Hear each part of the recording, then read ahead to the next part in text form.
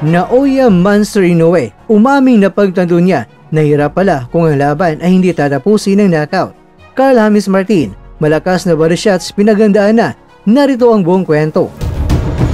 Ito ang headline na ibinalita ng Yahoo News Japan sa bansang Japan syempre, at narito ang naging reaksyon ng mga Japanese sa nasabing balita. Isinalin ko na agad itong mga kakwento sa English, pero sa panahong ibinalita ko na ang balitang ito sa ating mga kababayan, narito ang ilan nila ng mga reaksyon. Aba teka, mga kababayan pa natin ang nagsasabing fake news kaysa sa mga Hapon. Pero sige lang, dalakwento din yan ng ating mga kababayan. Pero alam nyo ba, sa isang makasaysayang gabi sa IG Arena na dinagsa ng mahigit 16,000 na mga katao, muling pinatunayan ni Naoya Monster Inoue ang kanyang kahusayan matapos talunin si Murodjon Akhmadalib sa pamamagitan ng unanimous decision win. Ito ang unang pagkakataon mula pa noong November 2019 na kailangan ni Inoue na dalhin sa desisyon ng isang laban.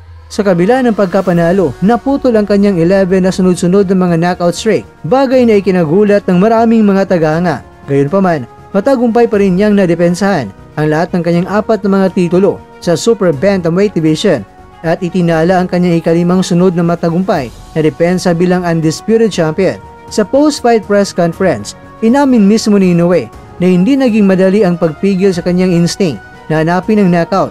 I discovered how difficult it is not to go for the knockout. Ani ni Inoue, ipinakita nito na sinadya niyang baguhin ang kanyang estilo para magpakita ng kontrol at estratehiya sa halip na agresibong tapusin agad ang laban. Tatlong bagay ang nakikitang dahilan kung bakit hindi knockout ang naging resulta. Una, matibay na kalaban. Kilala si Akhmadalib sa kanyang disiplina at matibay na depensa, kahit ilang beses na tinumaan ng malilinis na suntok na nanatiling nakatayo at tumutugon, dahilan upang hindi mabigyan si Inoue ng pagkakataong magbitiw ng finisher punch. Pangalawa, kontroladong estratehiya.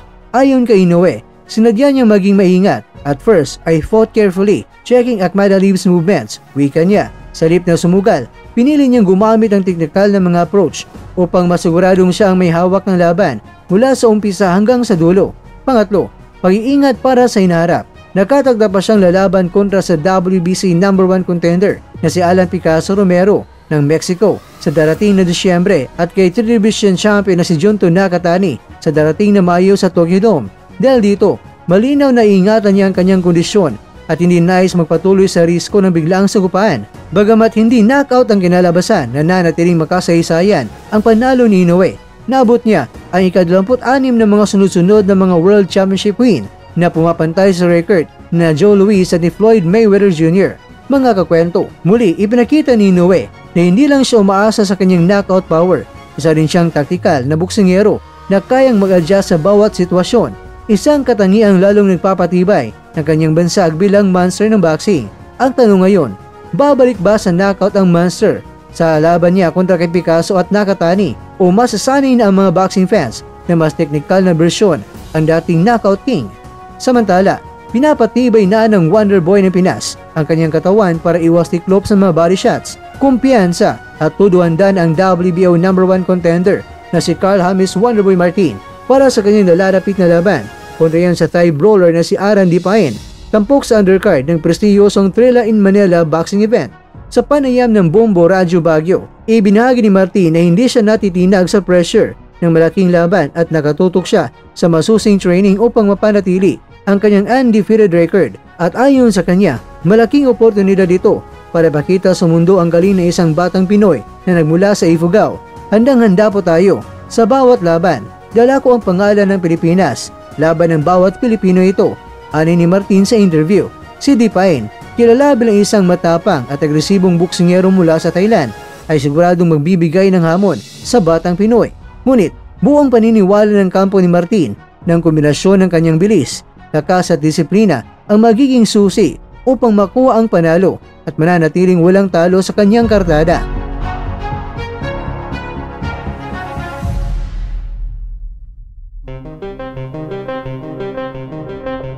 Mga kakwento, inaasahan ng mga eksperto ng laban na ito ay magiging mahalagang hakbang para kay Martin tungo sa kanyang pinapangarap na world title shot. Ang kaharian na kanyang tatahakin ay ang kaharian ng monster ng Japan. Sa tingin nyo, may laban ba ang ating kababayan?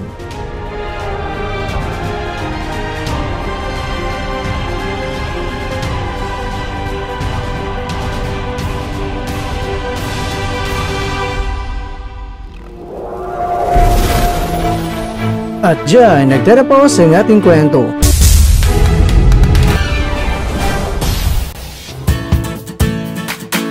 Maraming salamat mga kakwento sa inyong panonood. Pero baka naman mga kakwento ay nagustuhan niyo po ang kwento natin ngayon.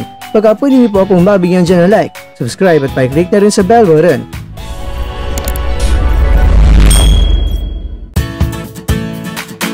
Pero bago tayo tatapos mga kwento, syempre, shoutout po muna tayo dyan sa ating mga kakwento.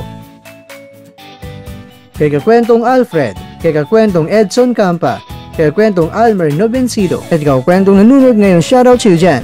Bueno, hanggang dito na po muna ang ating kwentuhan, at abangan nyo na po ating susunod na video. At dito lang po yan sa isang channel na kung saan maaring ito'y mga kwentong di pa na kwento sa inyo.